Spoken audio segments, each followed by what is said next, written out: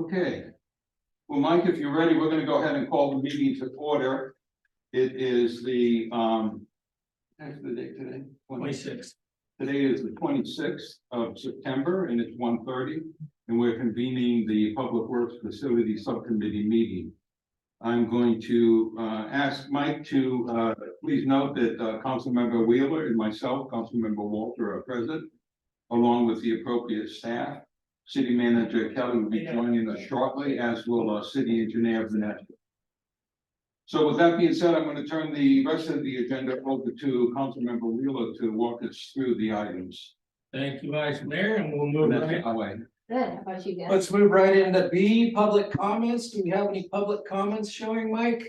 Anybody online? Thank you, Vice Chair. We do have somebody online, Tara Mertz, but they are not raising their hand at this time.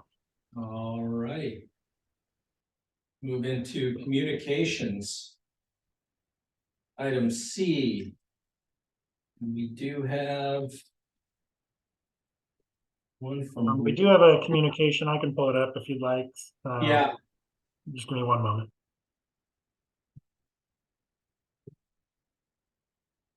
have you seen that one, Kevin, this communication? I get some answers. So you don't have one. So Kevin, it's regarding the one that we just posted online. It's that open space notification. This is related to the new open space acquisition and the parking situation. We've been working with Hector on a couple different parking areas that we think will be sufficient to satisfy the the demand for parking for this new open space. Hector, you wanna? Sure.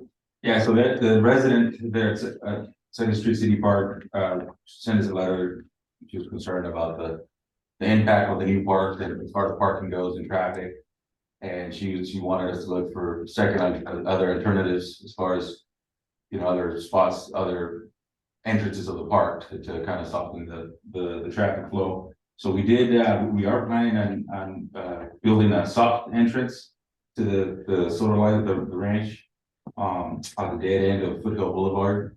I went out with my wheels, I went out and measured, and if my measurements are correct here, it looks like we can accommodate 22 full-size parking spots. So that would definitely alleviate some of the traffic flow. And those would just be on the street next to the curb. Do we have to do an ADA up to that trail like we talked about, or? Well, I think we're gonna do the ADA on the other entrance. Ah, gotcha. As long as we have one. Yeah.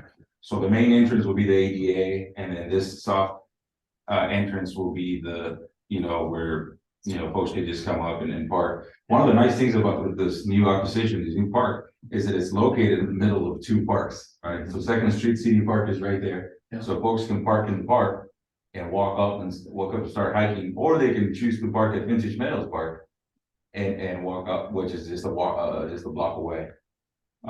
So that's our plan to address some of this traffic flow. This is the picture I took. Just pass it along. Well, the only thing I want to add to that, you don't have to. Yeah. Well, the only thing I wanted to add is before we start putting the shovel in the ground, that we have community meeting with Rose and the rest of the neighbors and say, here's what we're thinking, what do you think? And let's get some constructive feedback. Yeah, we can do that, Gus. Yeah. And we Especially for those houses at the end of Second Street there, they like that quiet little neighborhood. We start dumping 60 cars a weekend on, they're gonna be like, what? And it's not so quiet now on Saturdays and Sundays. Right. I mean, the parking is stretched. So, Yeah, I mean, and we left this section right here so folks can so cars can turn around. Yeah. So we'll go up like 60 feet away from the retaining or that wall there. The cars can go up and turn as well. Girls, kids can have. now, I was under the impression that Rose was gonna be here today. Same with us. Is it scheduled under an item or is it just the letter we're gonna go? She just did, it's under communications, and she just had the letter that she wrote to us. Okay. Well, then I think somewhere down the line for the next meeting, probably under update on parks, we want to put the some bylaw, either with the individuals or just give a recap of the meeting that we had or we're going to have Okay. with them. Now, do we want to have one with not only the people at Second Street, but the people, the 3 or 4 houses right there that are on Foothill too?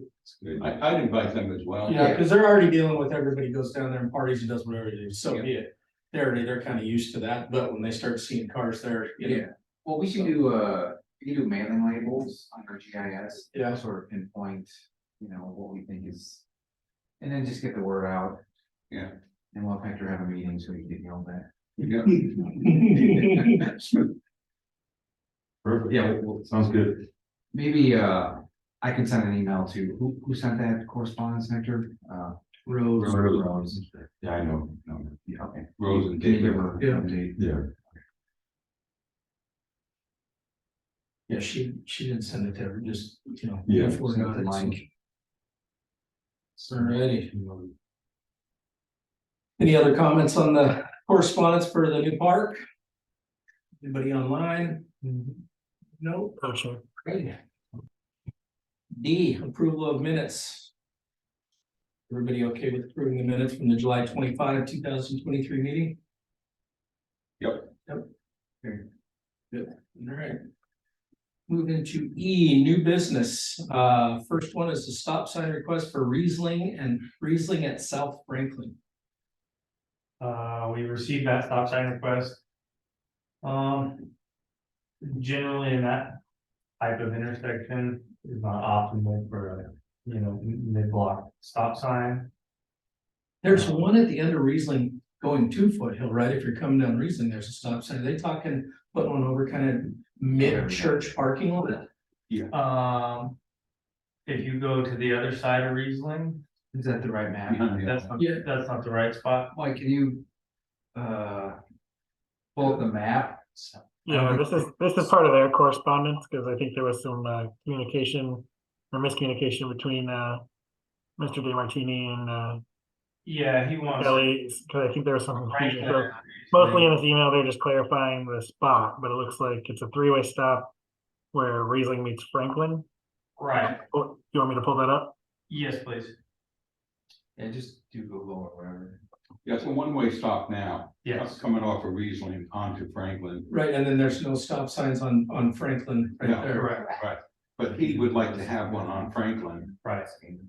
Yes. because they kick it, they put the pedal to the metal that's on coming off of Oh, yeah. the owl. Right.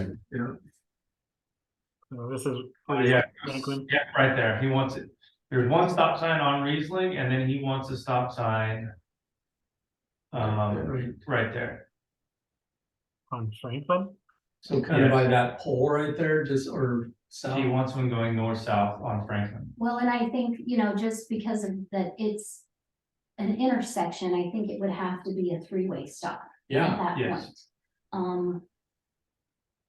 Which is kind Well- of becomes the mid-block yeah, if you put one in there and defeat the purpose. stopping, and then coming off of that That church, with the church. section there. of Franklin. Yeah, that's the big church right there. Mhm. What are your thoughts, Vanessa, on that? Well, I'm not a big fan of stop signs where they're not needed. And I'm not aware of any additional communications that really provided any justification for the request. Yeah. And it's just kind of a request for the stop sign there. If it is something that the subcommittee wants to explore further, there's a complication at that intersection because there is a church driveway where a stop bar would go. And so that's not an easy, Oh, right there, yeah. placement anyways. Yeah, it's hard to see here, but yes, this is regular sidewalk, but That's this the is a driveway. driveway.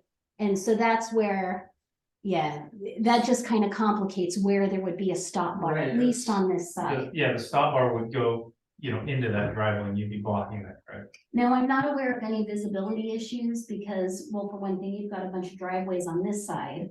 On the other side of the street, there's just no parking allowed. And so I don't see any justification for why placing kind of this mid-block. Yeah, cause if stop you put one would be right there, like you said, you're dealing with the churches, Driveway. everything. Right, Yeah, and it's, yeah, like Vanessa said, it's not really a Mm-mm. visual issue coming off of Riesling. And then we haven't had, any other reports of accidents or, it's not a known spot that is with issue. I think it's more of a try to stop a drag strip. People are Just ramping them up yeah, like Vice Mayor's saying, as the guys get it and they coming off Hillsburg Avenue. They're ramping up down there, which I see his point behind that, trying to stop speeding, but it's almost impossible to make a three-way right there. Well, he's way up the other end. Yeah. And that's what he's concerned about. Well, at this point, I'm gonna just suggest that we write him a letter. I guess Yeah. We will do it. And just let him know that we've looked at it, and right now we feel that the intersection is fine the way it is. I think the main thing is the church driveway is Yeah. a real good. Yeah. If I can maybe ask the chief to put the speed trailer out there a little bit. Exactly. Yeah, but I don't think we should. Sorry, Jim. I don't think so either. Okay. Speed radar, Jimmy D. I'll get a phone call. He'll be back next month. All right, let's move on to the SCADA for the water treatment plant. Mike, Heads up on that. yeah, Mike, if you would you please promote Tara to a panelist? She's on my team and she's really kind of driving the technical support for this. It takes a couple of minutes to come back on as. Yeah, definitely. Did you want, were they gonna share screen? Do you want me to take this off?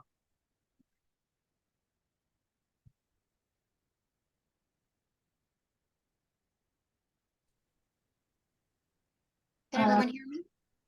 Yep, I hear you, Yes. Tara. All right, great. Thank you. Tara, would you like to share screen or do you want me to have this up that we currently have? Now I can see your screen just fine. Thank you. No, I'm asking, she said that you were gonna do technical support. Did you want me to share this screen or were you planning on sharing something? Oh, no, please proceed. Go ahead and Okay. share. Thank you.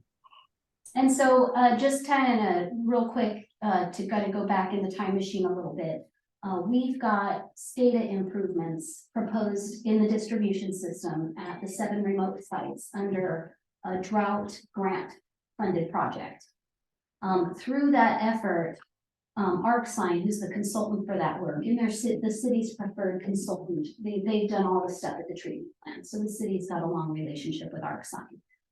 They recommended upgrades at the water treatment plant because, as you guys know, this kind of stuff just gets obsolete. Technology just gets obsolete over time. And we've also heard from the operations staff at the treatment plant that, things are kind of coming to the end of their life. They're coming to the end of their, warranty is not the right word, but the surface support is dwindling and increasingly we're having to kind of patch things together.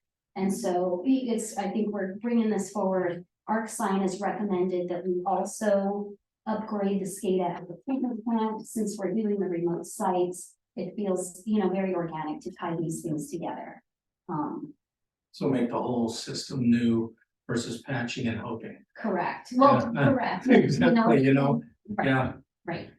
Do you have anything else to add, Tara? I kind of summed that up in a kind of a quick little nutshell there, but. I think one thing that I wanted to bring to the attention of the group is that the existing operating systems and the existing SCADA software that's being utilized is out of support by both of the vendors. Therefore, there are no cybersecurity vulnerability management in the systems. There's no way that these can be maintained and patched to mitigate potential threats from cyber attacks. That's huge. Is there, Tara, do you know what the internet connection requirement would be to run this? Because the only reason I say that is we have pretty poor internet at the wastewater plant. So the internet connection doesn't need to be extremely robust. I'm not aware of what the current internet service provider's bandwidth is for these systems. They're primarily isolated, and there are ways that you can circumnavigate the internet service provider connection and do patching and maintenance through a manual process. It is preferred to put an actual internet firewall in place and automate that process just to ensure that everything does get maintained from a vulnerability mitigation standpoint. But without additional information, I wouldn't be able to let you know for sure whether your current bandwidth for your internet service would be a factor. The systems can remain isolated within your plant network and not require an internet service connection, if that helps answer the question. Now, I do want to just kind of add, we've got some minor concerns with this proposal. And it's pretty minor, and so just getting subcommittee feedback on this proposal. When we brought forward the remote sites SCADA, the distribution system SCADA, you know, being on a timeline, we specifically asked ArcSign to remove certain elements from that work, because it's a grant-funded project. We really needed to make sure all the I's were dotted and all the T's were crossed and everything was very clearly spelled out. This proposal, ArcSign has put these items back in. And so specifically, I want to direct your attention to their fee sheet, where they have, towards the end of each task subtotal, they have unlisted items 10%. And we don't know what that entails. And Tara has been in pretty close communication. There it is, unlisted items 10% above like task 2 subtotals, task 1 subtotals. And they're not a bunch of dollars, you know, task 1 is $1,100, task 2 is $700, task 3 is $2,700, but they all add up to quite a bit at the end. And so we're bringing this to you pretty much the same way ArcSign has prepared it. Really because we don't really have a justification to pull those out. And ArcSign wants to leave that in as, I think, a contingency on their part. I don't have any heartburn about it one way or other. Another thing, now this is where I really need Tara's support here. They've got a task in here for remote access. I think, you know, we've all been needing IT help, for example, where the information technology person wants to tap into your computer. And all of a sudden they're running your mouse from some remote site. And ArcSign wants to be able to do that. But we have some major security concerns with that because, you know, and Tara can speak to this much better than I can, but I think that that's typically a weak spot where hackers can get in. And so we also have concerns with ArcSign wanting to have this remote access capability, which is also included in their scope. Just a couple thoughts on that, going back to the first thing that you brought up, Vanessa, with the little fees at the end of the subtotal. I would think, I agree with you, it's almost like a contingency plan for paper and paper clips and whatever else they may forget. But I'm just wondering if we could ask for a breakout after their charge. I mean, seeing how they're different amounts, are they a percentage of the total? It is, it's a 10%. 10%. Oh, that's right. Correct, of the task item, Yeah. of the task cost, Yeah. correct. You know, I realize at the end it adds up, but if they give us some justification for what it is, I don't have a problem with that. So maybe if we go back and negotiate.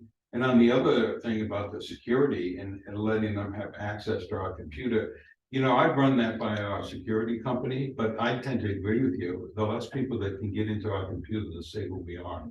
Where are they located? ArcSign is out of Ukiah, Ukiah. So it's not like they can't run down here sure, and do something. sure. And so even if they took that out and we just paid them by the miles or however we do that. Oh, I see, right. I would think for at least a couple of years, it might be guaranteed, some type of a guaranteed package with the program. But I agree, I don't like anybody coming into our computers. And not that they would intentionally do something wrong, but if they left the door open or an avenue for somebody else to come in through their system, you know, that would be the problem. How secure are they? And another thought that Tara had, I think, oh, Tara's got her hand up here. Oh, you know, the other thing is maybe if they wanna, I know this is, you know, a little blown smoke, but if they would give us some type of a, I want to say contingency, if they would give us some type of a guarantee if they're liable and somebody breaks in, indemnification, if they would indemnify, based on their security systems. Yeah, but that's boy after the fact, that's a tough thing to chase back down again. Yeah, yeah.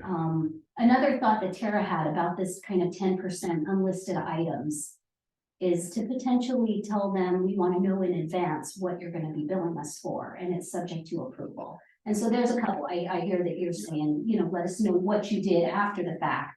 We could also do that kind of ahead of the fact, you know, and get city approval. Well, then through all the way up to item 9, I mean, the 10% comes out to be 17,000. It's not, yeah, it's not small. It's not you small, know, it's not huge, I right. mean, it would, Right, in the grand scheme, but that's still quite a bit, sure. so. And The we, grant would cover the contingency? no, this is not a grant funded project unless we get grant funding from some other program. This is separate from Yeah. the drought grant. Go ahead, Tara. I don't, am I muted? I'm not sure here. Where am I? Okay, you can hear me. So a couple of points here. With regards to the contingency, with conversations with ArcSign and their director, Brian Reed, I was informed that these are more incidental costs such as conduit cabling, electrical, things that they might just have a couple of missing pieces or parts to. That they aren't contingency, that they are actually part of the scope. I asked him to expand on the details of what those actually mean, what's included within each task. And he said it would be, you know, very time consuming for him to provide that amount of detail.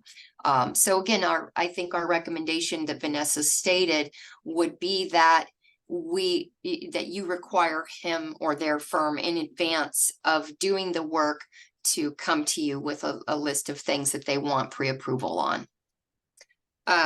Secondly, with regards to the remote access, the remote access, it is my understanding from conversations that there is a remote access protocol and service already in place in the existing network, and that they would be upgrading it.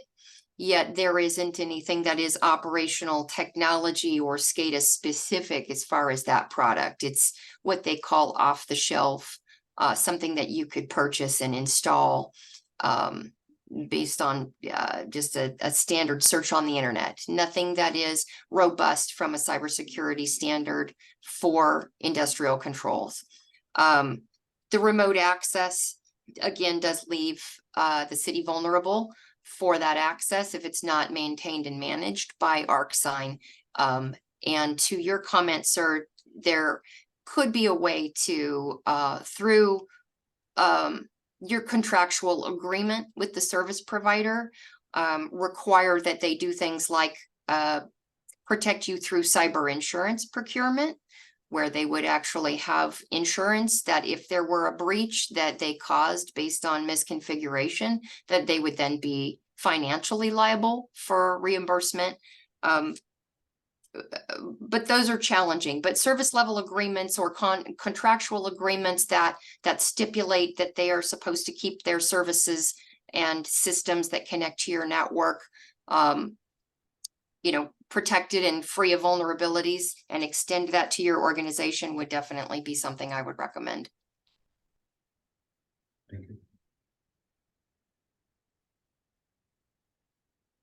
Anything else on that, on the SCADA? I mean, this is for me, I think this is super important. So we'll do, You know what I mean? It's Sure. long overdue, get everything from the water plant, old stuff gone, update that, and then have these guys have the ability to monitor everything. It's huge for the water of Cloverdale, you know, so.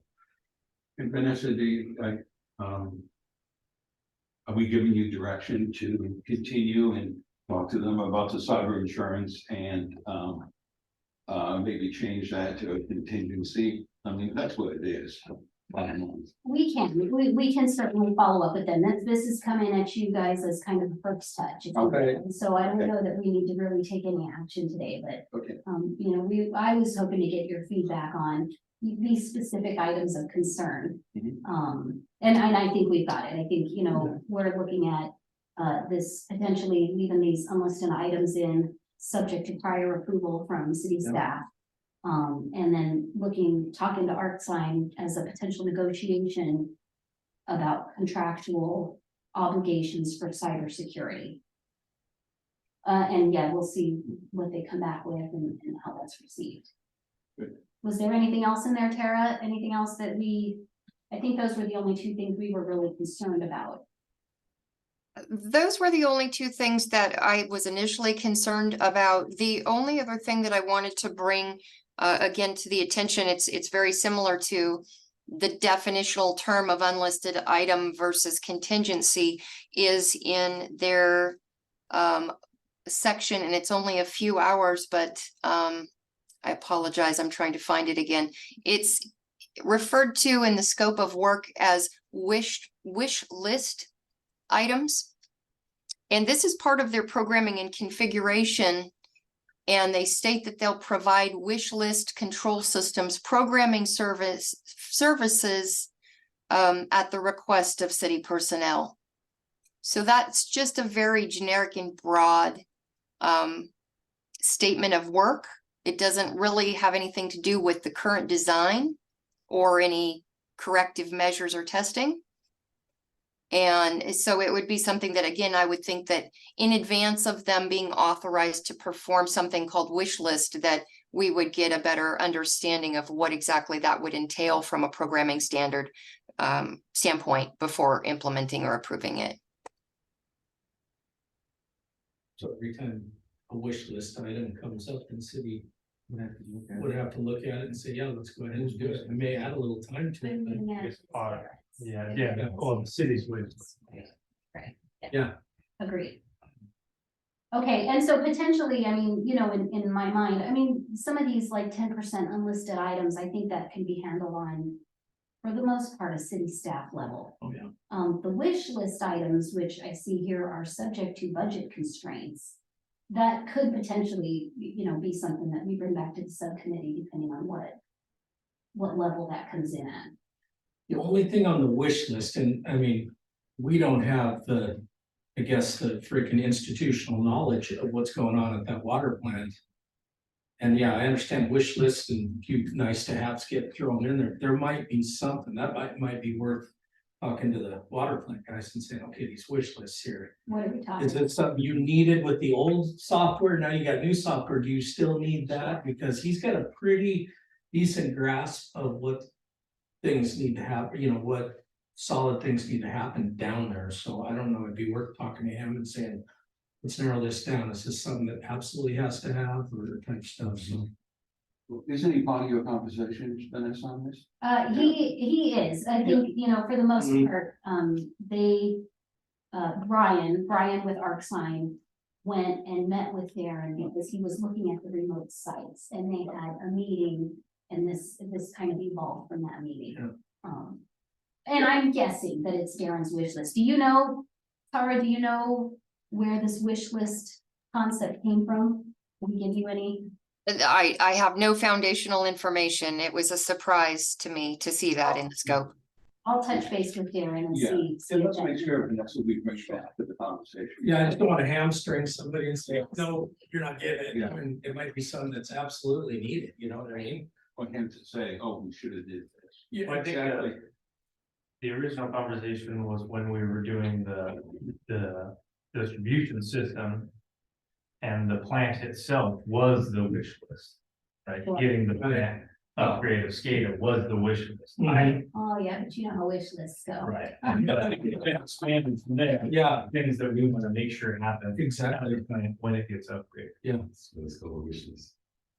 And just, Tara, just so I make sure I'm on the right page here, you're looking at paragraph 5.7 on page 6 of 9, right? Yes, thank you. I did find that. That's correct. Anybody got anything else on that? Okay. Got it nailed down? You good? I think we're good. We're good, thank you. Thank you, Vanessa. All right, let's move on to recycled water planning study. If, I don't know if this is proper form or not, bear with me. But you know, Tara, having us both on here, you know, just being mindful of city expenditures. If there's any questions about the SCADA for the remote sites, because we do have that as a discussion item later on. I don't want to go too far out of order here, but, otherwise we, Tara can hang on and listen and. We could switch the items around, is that what you're referring to? Yeah, if you guys have any questions or if we have any, it's item F8. Oh, yeah, there it is. Okay. And so just kind of a quick update, if we switch over to the SCADA aspect of item F8. Any updates on that work? I know that they have been out to the remote sites. Tara, do you know where they are with that? So where they are at currently is they are, they've completed site investigations and they are awaiting a executed signed contract from the city. They are at the point where they want to put their next steps in preliminary design in a holding pattern until they receive that contract. They also are going to require some recommendations for the remote site radio telemetry, the communications from those sites back into the main reservoir or treatment location. And that work is currently out for a couple of different specialists, telecommunication specialists, to provide a scope of work and bid to perform those services. I have one quote from one provider. I'm expecting another one on the 28th of September. So both of those would be able to be put onto the agenda, I believe, at your next meeting in October and presented for consideration. So their work would need to partially pause until the receipt of both the executed contract and some investigative work and reporting out from the radio consultant. And so this was something we looked at because there was a radio path study done for the AMI meter project. And there were just some missing pieces, and I think that there wasn't quite enough. It was not quite robust enough to accommodate what we're looking at here. Correct, and it was really in regards to some of the the most west facing sites, and where there would be some terrain topology that might require different type of communication infrastructure.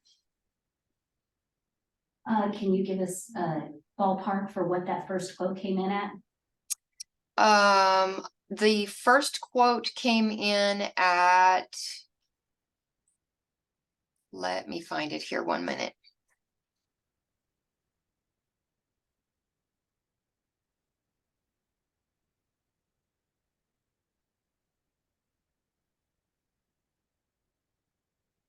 The first quote came in at 31,015. And that, I'm sorry, go ahead. And so I would guess the second one, I think, is probably going to be similar. I would believe that the second one is going to be similar, potentially a little bit less, because there is some travel and lodging for this particular provider, and they're located in Bakersfield. The other provider we've reached out to is in Northern California, and so a little bit closer, a little less travel and lodging and things of that nature. All right, thank you. Any other questions? All right. Thank you, Tara. You're welcome. Thank you. So we finished up with SCADA. We've got everything you needed, Vanessa. Wanted to put out there. We're all up to date on SCADA, yep. Perfecto. Recycled water planning study.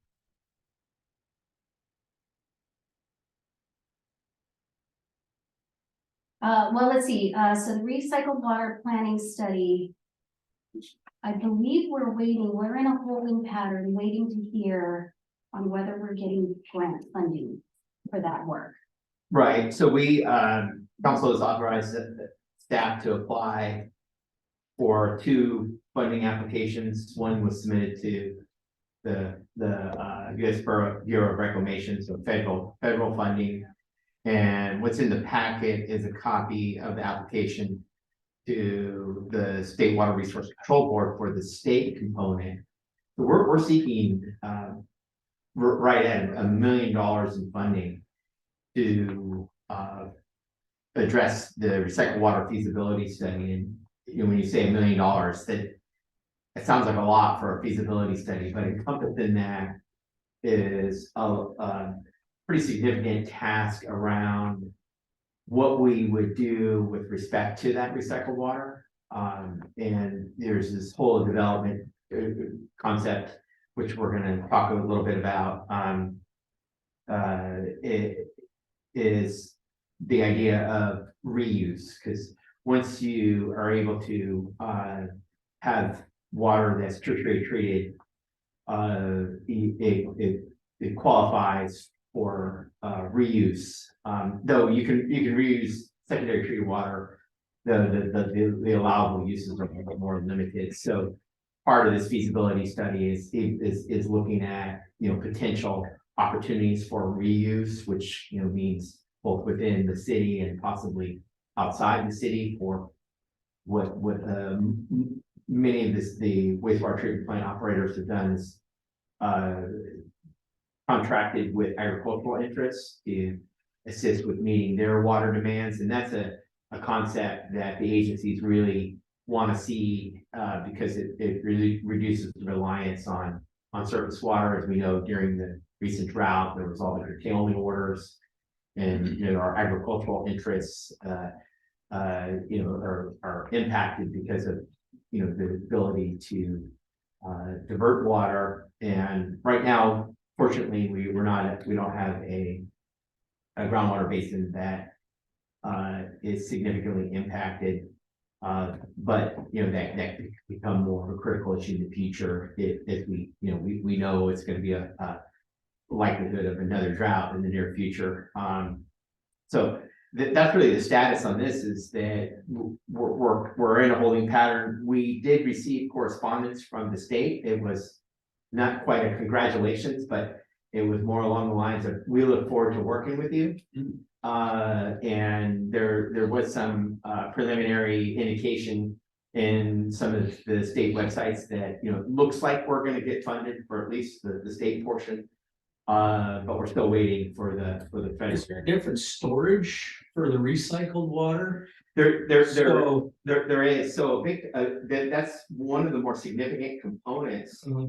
Is how do you store the water? Right now, we dispose of it through you know, land application, and it's a combination of you know, recharge and evapotranspiration. But really, when you move to tertiary, that becomes a commodity that you want to store. In the not too far past, it was an issue because you were restricted from discharging it, and so how do you get rid of it? And the high demands in the summer, but you're producing a lot in the winter, and so that's still an issue, and that's where you have to go into the study of, you know, how are you going to ultimately store, not only store, but deliver that water somewhere else.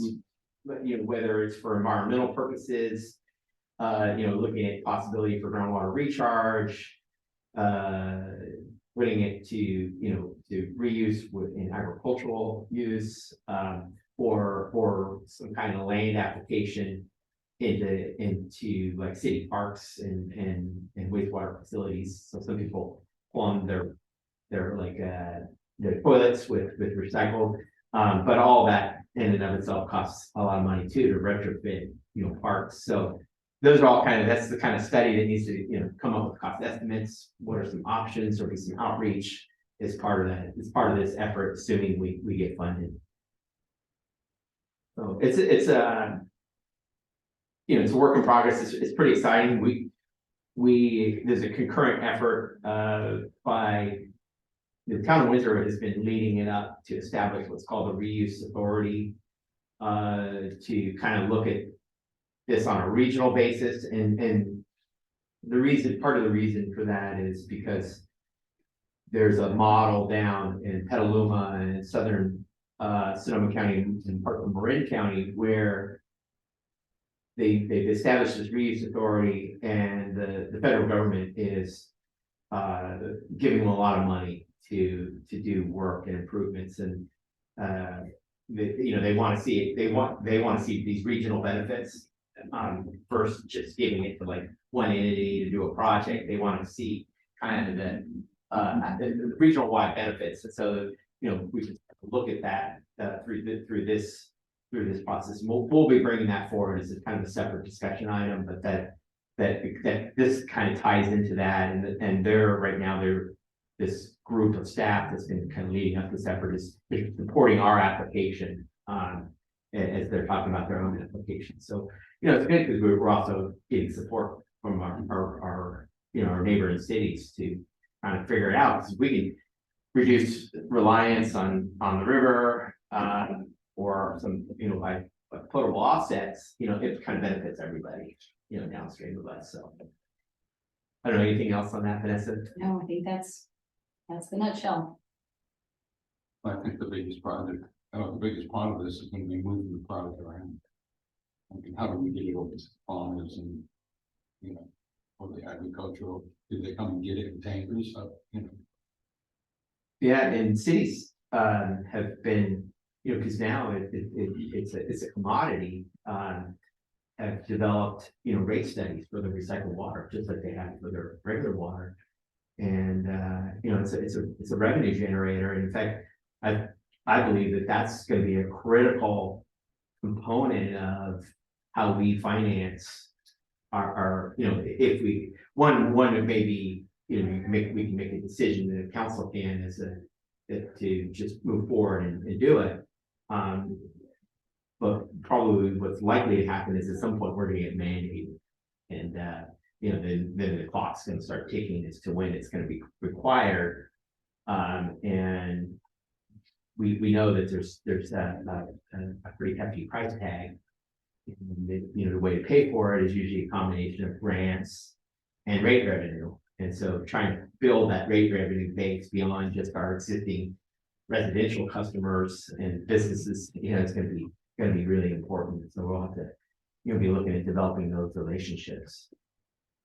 And another big component, the treatment plant needs a whole upgrade in order to create the water that would be distributed in this way. And so all the things that entails, the new facilities, training for the operators to work those facilities, and then certainly the distribution, storage and distribution. It's a very multifaceted project, but it'll be good going into the future. I think this is, keeping an eye on the prize in the future. It's $1 million for a study. Yeah. It makes sense now. You're right. It's a lot. It is. And, the hope with US Bureau of Reclamation is if part of the way they kind of design their funding programs is if you get in at this early stage and you do all the things they want you to do, it sets you up to be successful or get the next, grant that's going to fund construction. So I think we've got a good roadmap, and it's just going to be key that we hopefully cross fingers are successful. We put together a very solid application, and just continue making progress on it, and checking all those boxes that those agencies want us to check, and make sure we address all the alternatives, do the outreach and all that, so that when it comes time to apply for the multi-million-dollar grant funding, we've built a relationship with them to be successful. So that's the goal, and we just have to deliver on it. Anything else on that one? Manhole rehabilitation, sewer manhole. Yeah. So, so last year we did some lining projects in our collection system.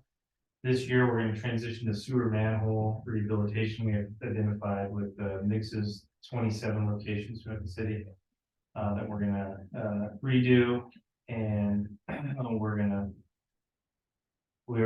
have in the 2-year budget, we budgeted $200,000 for the collection system for certain projects, and this specific project comes in at $153,942 for all 27 locations, so.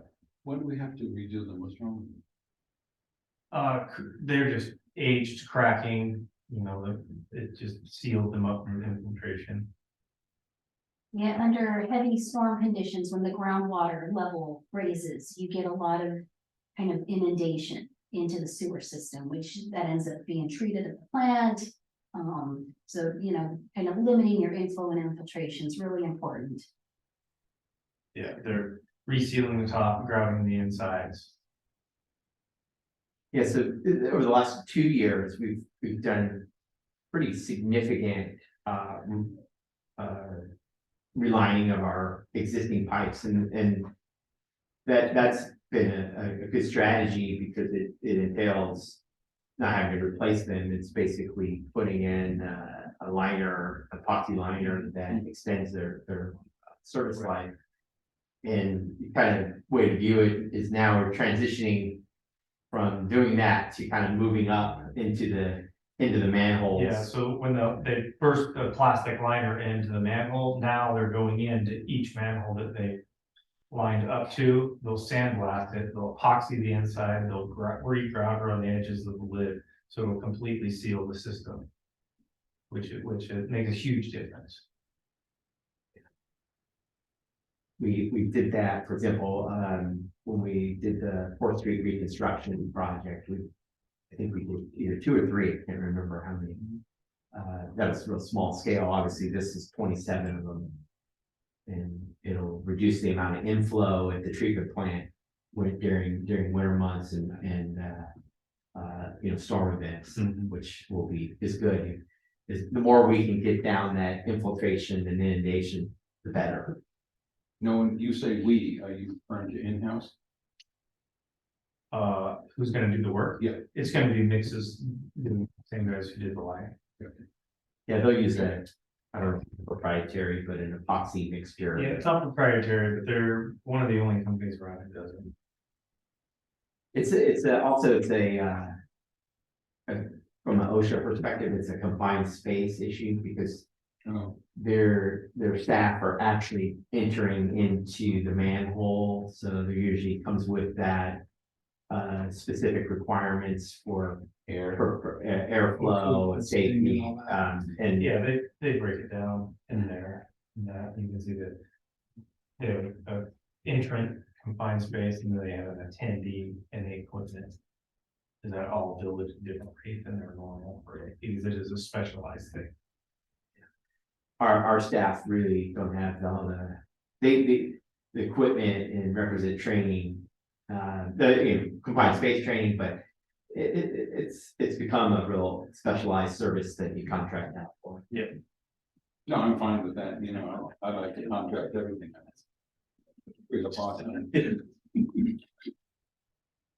Right, anything else on that one? So this one, what we're seeking is just support to bring this forward to council. Well, yeah, I mean, I'm all about it. Okay. I mean, if it's gonna help the plant, I guess that's the backbone of it, then absolutely. And Derek, in the agenda report, work with Jay, and Vanessa, just outlining, could provide some narrative around how this will benefit the treatment plan for the council there.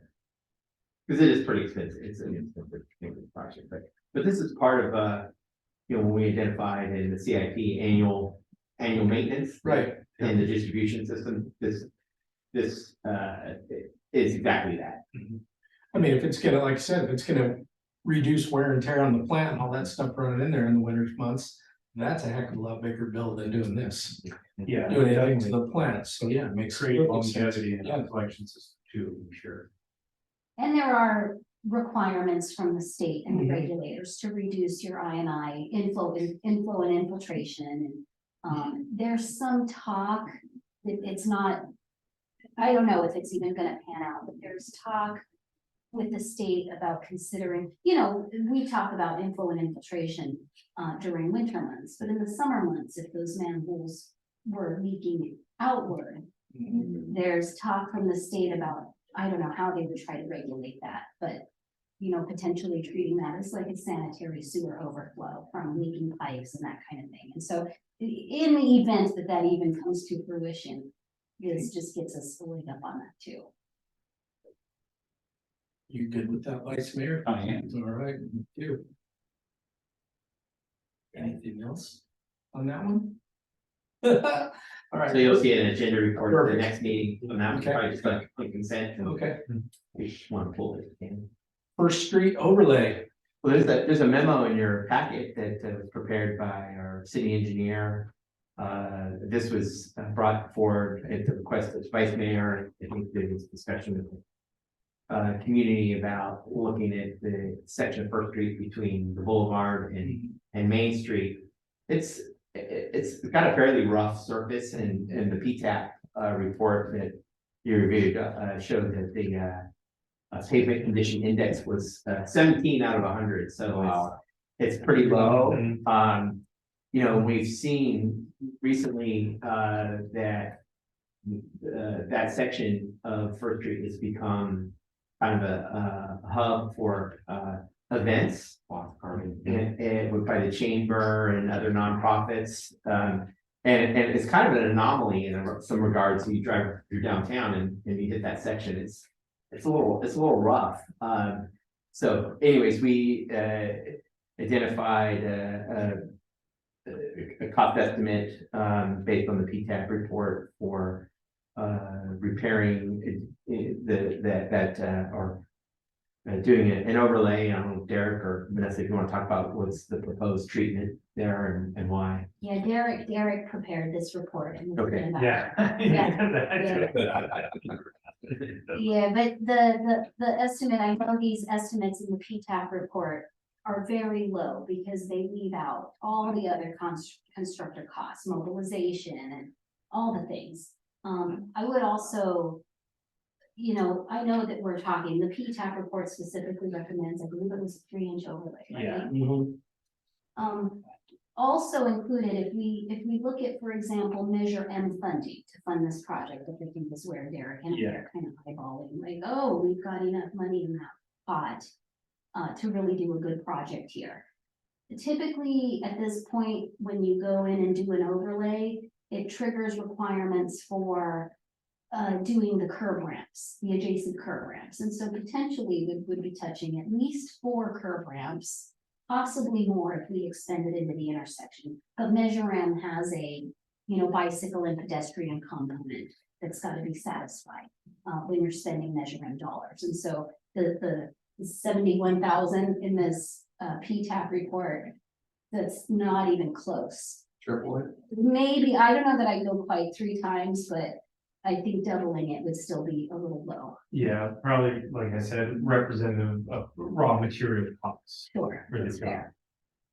Go ahead. So Vanessa, if you backed up a little to the bicycle component, are you saying that on that section, we'd have to put a bike path? Not necessarily, unless there is like a bicycle master plan somewhere that really establishes that, but I hesitate to put a bike lane on one block Yeah, right. that I doesn't agree. extend into other Right, adjacent yeah. blocks. And, you know, obviously, if there's some kind of master plan somewhere that's got a bike lane on there, then sure, we can make that argument, but. And I think there is, because I can remember going back to when we did Cloverdale Boulevard, that bike plan was to go up 3rd Street to Main and 3rd Street to Commercial.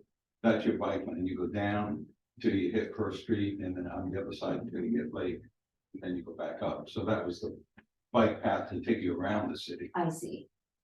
for the downtown. But anyway, It might be a class 3 though in that area. Yeah.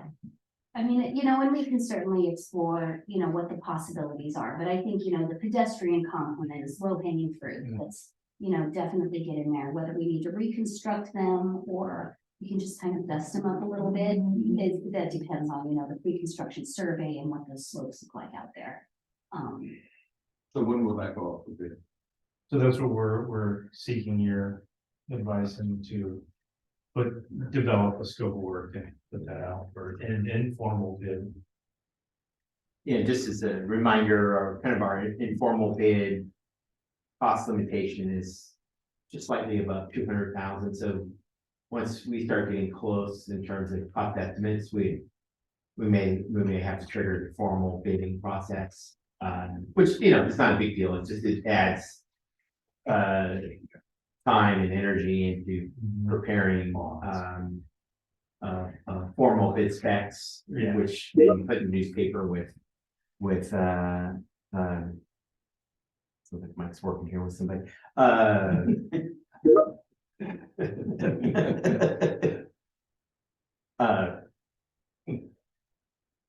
But we'll have to, so a couple options here is subcommittee recommending proceeding with doing the work to prepare the informal bid specs Yes. and getting bid estimates with the idea that we try to design a project that's within kind of informal bid processes, or prepare the formal bid package and put it out to bid. I think it will be well below the informal bid threshold. Well, and that's what we would find out. If we put it out for informal bid, we'll know exactly where we're at on that one. You know what I mean? Right. So we may be pleasantly surprised, be like, oh, it's underneath, and then boom, our move, That's really similar. Except for maybe the current. Well, the curb ramps, that would be, concrete work, Yeah. and I. Best case, it could just be. Yeah, we have to see exactly what is gonna trigger with that square footage and that's what the issues will be. And it may be that the ADA ramps out there are good, but. Yeah. The regulations change. Yeah. The ones on the east side are newer. Oh, good, yeah, I don't know, Yeah. the regulations get kind of funky, but. And then I think the ones on the west side where they make the boulevard were redone when the boulevard got redone. Yeah, so they won't be a non-issue, Yeah. yeah. Boy, it'd be nice to get that straight then. Good. It's a rough one. I'd say move to informal. That's my recommendation. I'm second that. Okay. And I guess last but not least, just if we'll have to take a look at the measuring budget, if we don't have sufficient funds, then we'll bring it to council for a budget adjustment. Yeah. To you, and so comes with get your support for measure and funds. There's a little text box that's coming up in the corner there, Gus. Message. Mike's getting Teams messages. Mike's helping someone there. Unfortunately, I'm logged in on that computer too, so I can't stop you off to turn the app off over there. That was a good talk. Whatever he said. Trying to help another agency out with some agendas. All right, so next one, park maintenance costs and fees. All right, well, this has been something we have been working on to address the staff workload within the parks division. In trying to be strategic about how we utilize park staff and to seek opportunities where some services might be able to be contracted. So we currently use Garden Works for mowing at Ferber Park and City Park. Just finished metals. That's right. Just Yeah. finished metals. And staff currently performs mowing at City Park and Ferber Park as well as in the cottages. So included in your packet are proposals for those areas. So I'll turn over to Hector. Hector, you want to talk a little bit about what the process going through? Sure, so one of the, David introduced the project very well, but one of the reasons we started looking into this to contract out some of the mowing events. Exactly what David mentions is the workload, just to offload some of this workload onto the park staff.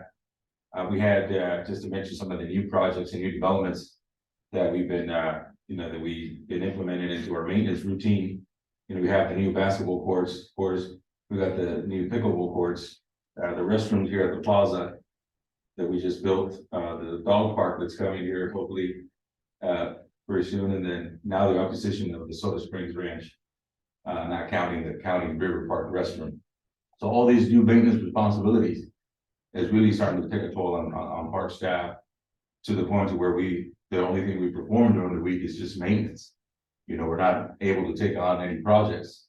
So we went out and were searching for some quotes. I did for some maintenance, to perform some maintenance responsibilities, and we reached out to a couple of companies, and Garden Works was the only company that got back to us with some quotes. And like David mentioned, they currently mow Vintage Meadows Park, and we're looking to see if we can afford. We still gotta, this is just the beginning process of it. We still gotta do some comparisons to see whether it would be more affordable for them to do it or us, and all that, whether we able to afford it and all that. So, but this is just the beginning of it. I did a little bit of math here. The mowing services will be an impact of the general fund to roughly about $50,000 a year. And then, how many times a week is that? Well, once a week, and that includes every park. That includes City Park, Chevrolet Park, Clark Park, and Forever Park. We would probably go in there and mow, especially for any special events, or for any sporting events that we need a little extra, or some extra maintenance. But that roughly, that's what it turns out to be. As far as the cottages district and Jefferson Springs, those are one of the biggest. Especially the cottages district is the biggest district that we have. And we have a total of 9 acres to mow there. 4.5 of those acres are acres that we can mow with equipment. And the other 5, we have to do it with weed eaters.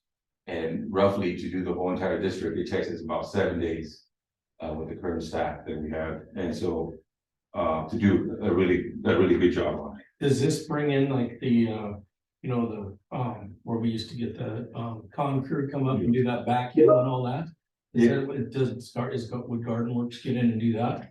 Yeah, so Garden will be able to do that, the whole entire area. So that $24,000 per cut. Talking to the owner of Garden Works, he said that that's the $24,729, that's per cut. And he said that the second cut is not specified here in the contract, but the second cut would only be about 15 grand. So roughly looking at anywhere from $32,000 to $33,000 impact to the cottages district, which will be a huge help for us. And as far as Jefferson Springs goes, you're looking at like $7,000 per cut. And so, let's say we apply 2 cuts to the district, then you're looking at around 14,000. That doesn't necessarily mean we're still not going to go out there. Normally we mow, just to give you guys an idea, we mow it 4 times each district. So this is just to help us around the springtime, when everybody wants their stuff to get mowed, and everybody, hey, do this, do that, and we're struggling to get everybody attention. So this is just some of the numbers. Again, this is just the beginning of it, I think. So we've got to have some more discussion, but we're just looking today. We're looking for you guys to some direction to push this project going forward. Yeah, I mean, look at the guys from, are all the people around Vintage Metals that are paying for Vintage Metals, are they happy with it? I mean, that's what we need to do, is talk to some of them up there and say, hey, are you happy with how this works? And mowing and all that. Have you heard anything? They're so far from what I've heard. I think it's good to talk to some of the local residents that are pretty active in the community. Marty and those guys are on there. But I think for the most part, we've never got any complaints in that area. But I think with, like I mentioned earlier in the little discussion, just having that extra help for us will alleviate us, so we can go spend extra time on the LiDAR range, Portico Creek and stuff like that. So, well, Hector, if we could just back up for a minute.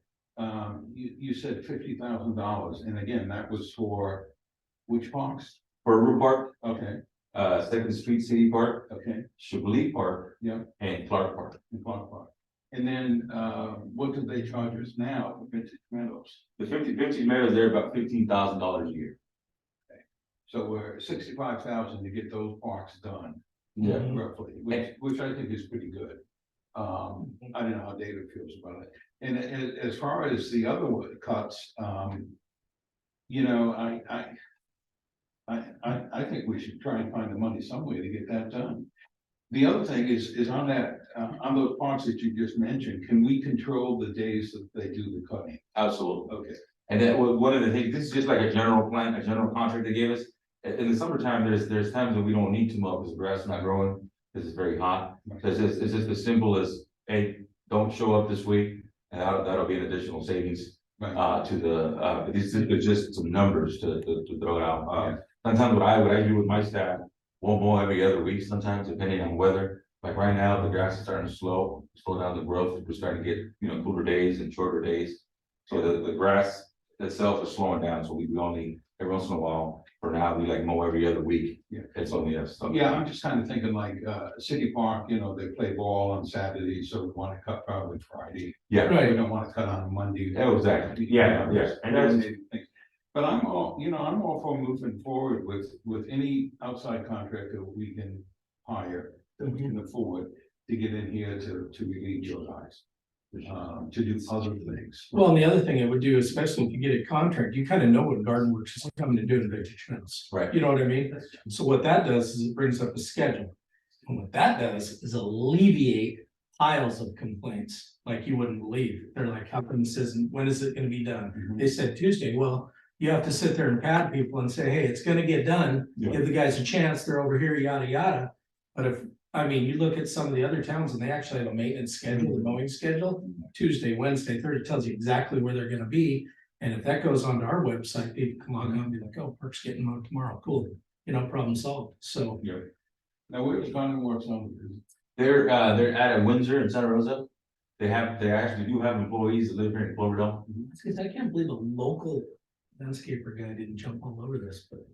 Well, that's a lot of payroll for the local. Yeah, you're right, And A lot of equipment. yeah, that's that's the thing, is the equipment. I did talk to a couple local landscapers, and they did mention that they don't have the proper equipment to tackle something of this magnitude.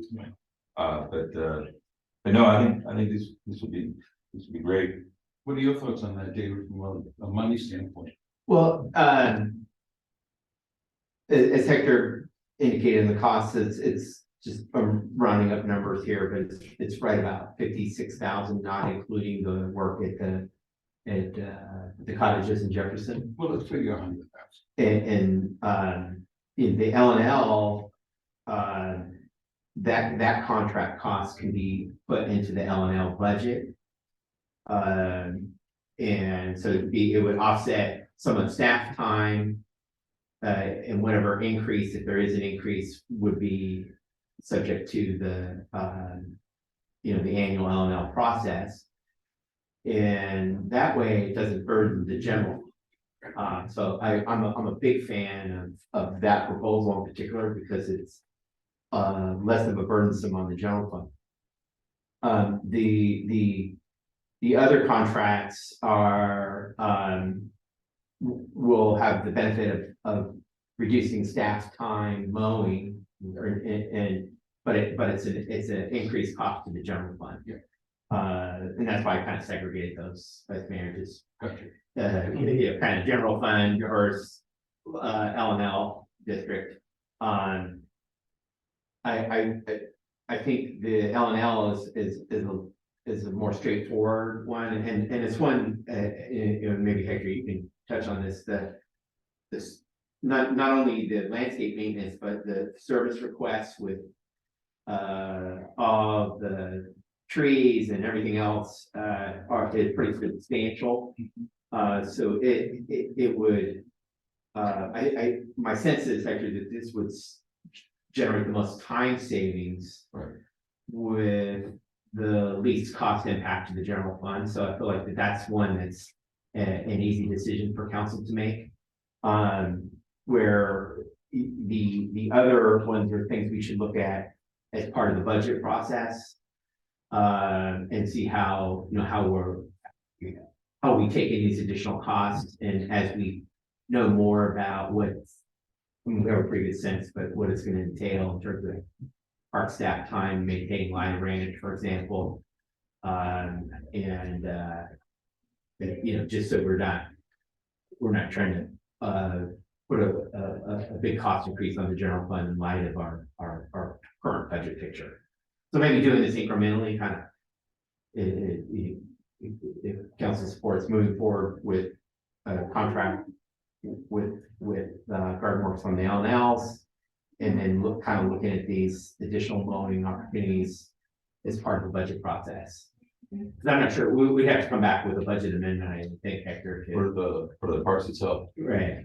I think I agree with David. I just, my biggest concern that out there, as you guys know, like looking out, is just who, if we don't get any help, who's gonna maintain all these other maintenance responsibilities? There's just no way we can do it. No, And so we really need to focus hard to find this funding so we can get some assistance, because, eventually we're gonna sink. It's, the boat's floating right now, but it's gonna go. Yeah. My staff worked very hard, and I'm very proud of them, but they are getting a little.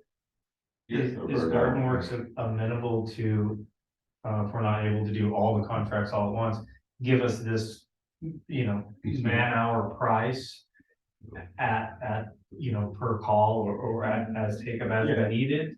Or is this, They give because us at $78 an hour is not, that's in 2023, that's not that much per hour for contractors coming to do work. So we're getting a fairly good deal. If they'll extend that price to us kind of on a. So what they do, yeah, so what it works with, let's for example, Vintage Meadows, we have a contract with them. So let's say I go out, or Miguel or myself goes and performs an inspection at Vintage Meadows, and it doesn't need to be mowed this next week. We give them a call, they don't send the crew out there, and they give us a credit back for that. They just push it down. Yeah, so they charge us per mowing section, so they'll give us a credit back per mowing, so that they mow 4 times a month. That month specifically, they'll just charge us for three. Well, that's pretty good. I mean, I don't know how he pays his crews on those weeks when we tell them not to come out. Unless they're all part-time, Yeah, but that's pretty good. I mean, you look at the time per mow and how much, we're getting a pretty good deal out of it. and not to be the dead horse, but going back on the L&Ls, Hector and his crew were out to the L&L behind my house that I pay into. And they did maybe a quarter of the creek, and it looks beautiful. But there's an example, my L&L fee for zone 1 hasn't gone up in 3 years. And not that I want you to bill me extra, but Let me make a note of that. there's an opportunity there that, we can have that scope of work done and not burden on staff. Right. And so I'm always for that, and I understand what you're saying about incrementally bringing these in for the budget next year, because Soda Creek won't be really ready for us to start doing anything on until probably next year. Yeah. So I agree with that, but once we pull the trigger on one, I think we gotta pull it on all of them. And let's just get it in there, in the budget somewhere. Right? Hector, this is do you think this is the thing that's gonna save your guys the most amount? Absolutely, and it's, and I'm not trying to exaggerate or anything, because I'm not even close, but you can see all these maintenance responsibilities. We're fast and we're good, but we're not magicians. Eventually, my guys I'm just talking to my staff on a daily basis, they are starting to get a little burned out, and I'm just being 100% honest. And you get somebody on vacation, there you go. Go for a week. And emergencies and special projects Especially with that pop up. Quite a bit. More paperwork. Yeah, and I gotta do paperwork, I don't wanna go through this. Yeah, we wanted to bring this forward, well, just because it's been a work in progress to share what it would look like from a cost perspective for contracting these services out, and I think this is the direction we want to go, because I know I've heard from the parks team, we need more staff, and I think that's something we want to pursue also, and that's what we're gonna be doing. As part of looking at an endowment for Lido Ranch, trying to get some funding for. Well, yeah, and for again, staff. if it's a Lido Ranch or Porterfield Creek, or, you talk from experience, that's a 2- and 3-man job yeah. all day long. You can try to do it with one, it's not gonna happen, Right. so. You've gotta have safety, you've gotta have, there's just so much involved in that, so coming down the pipe, more staff, One of the things we're working on, David touched on it, is with the enrollment there with the Lido Ranch, is we're working on the cabin on the table. I probably will send it to you quick. And so there's a table there we're working on, and just to see, hopefully we get some funding from, the ag and open space. With the original what do you call that, first payment, the enrollment payment, to see if we can hire some temporary staff even for the first 3 years. We get to get all the roads clear, to get all the vegetation management in place, so we can open, so then we can, be safe and be sure that the park's gonna be safe for the community when they enter and they do their hiking and recreation activities. What will you farm that out to Wayne? Yeah, Like that type, when you say get some part-time people and you be contracted out. yeah, we can always get, I mean, we can, we can get, like we had in the past, we had two part-timers that were, or even just looking out to go into the star staffing for those companies that give you day laborers for a couple weeks, depending on the project. Well, the other thing too, and not to beat the dead horse here, I mean, for example, you had the guys out at Vintage Meadows.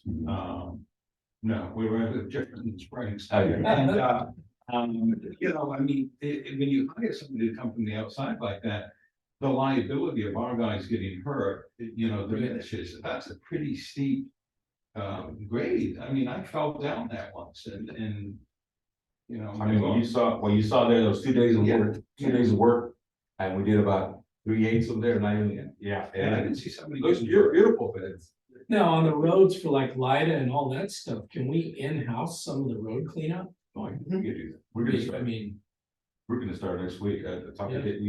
David and I and Ken Wells visited the park on Friday. We had a pretty good hike. Now, when you say you're gonna start next week, are we gonna talk to Rose and her husband, let them know that we're not really doing anything, we're just clearing roads? Yeah, we can certainly do that. Well, I think I we mean, should. it'll be probably well outside her Yeah, hearing or earshot. there's miles and miles of tree clearing. David, every day. I just want to knock on the door and say, look, we're just going to get rid of some of the. You're out. Yeah. Yeah, I know, we do need, like I was talking to David and Kevin, I do need to start setting up some time to start. Getting some of, getting all the fallen trees from the previous storm events that we had. And start clearing that stuff up, even if it's slow, we're just gonna make a little bit of progress at a time. Yeah, and I mean, not too far off, well, we're gonna talk about that one in the open space. But what I hear from the subcommittee is there's support for contracting out. And we should integrate this into the budget process. And kind of a function of timing in the budget as to when we move forward. And would there be support, if we were able to kind of start sooner on the L&L stuff, since it's not a general funding? Yeah, I'd say start tomorrow on the L&Ls. And I think for the remainder of the year, it's gonna be less than what we've shown here, because it's, we're halfway through the year, we're moving into the winter season. Really, the mowing is done for this year. A little bit of touch up that we can do in house, but the mowing, this is gonna start implementing in April.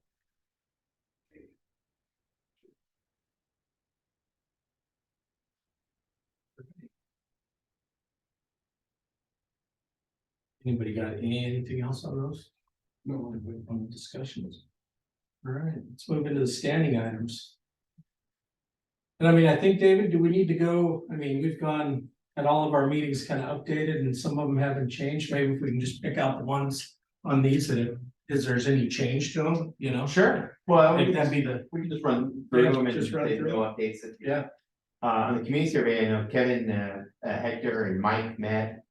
They have a draft survey, and they're working on getting that finalized, and I think the goal would be to bring that back maybe the next subcommittee. And then ultimately get that out to the community. With our plan would be to do it both English and Spanish, and really kind of, I don't know, you want to talk about kind of what the interest is, it's just garnering what. Yeah, it's, generally like we're trying to determine the type of user that's using, something like, what's your age and what type of activities do you like, trying to keep it as scientific as possible, not trying to lead anyone down a path to any type of particular activity. Hector had a good idea, like we can get to the schools maybe, because we know they use the parks a lot. And so we're pretty close.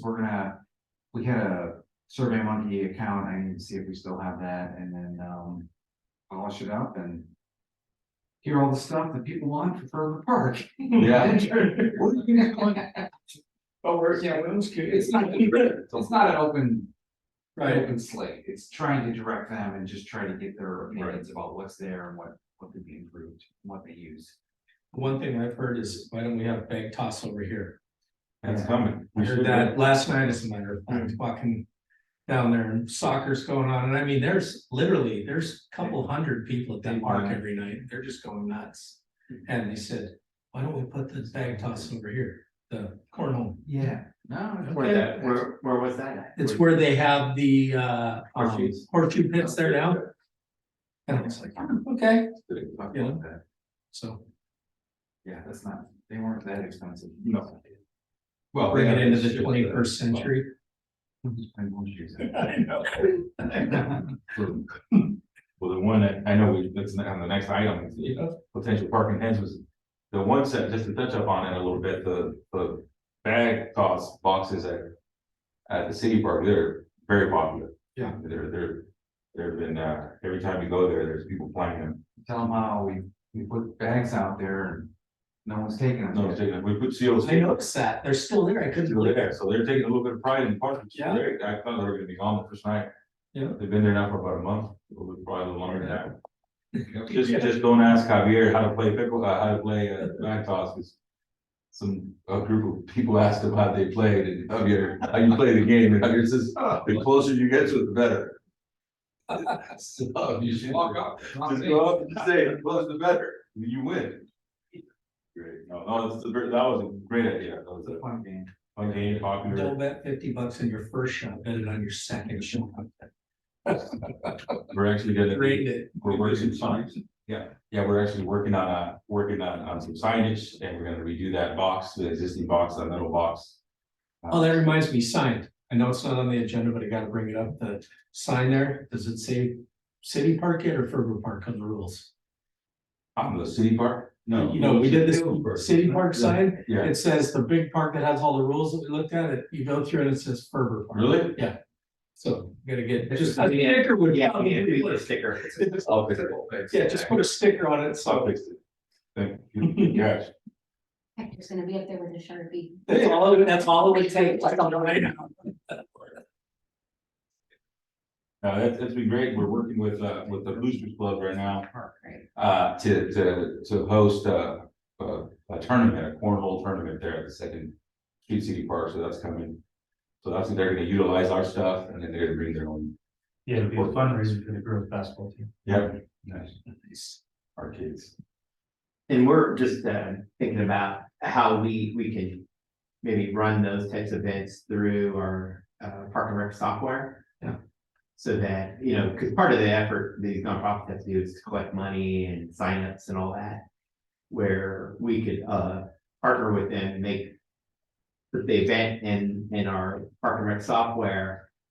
And we basically write them a check for you know, whatever was the amount collected, you know, we may collect like a dollar or something, Yeah. or, you know. It's like a pilot project. And that way it kind of makes it easier for them, and then they say, you know, in return for saying jointly sponsored by the city, you know, so it's to recognize that it's you know, we're really trying to collaborate with our nonprofit partners on these events, and you know, we can waive the park fee, and, you know, so there's some real benefits there to both of us.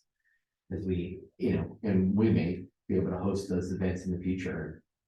Use the proceeds to buy trophies or, you know, mementos. So we've all been trained on this new software that we're rolling out. That's gonna enable us to hire teachers, like the pickleball guy who kind of fell through at the end, but. Events, spaces in the park, everything, it does it all. High school camps, soccer camps, So it's kind of the first step, and we've been trained. remember all the stuff we learned.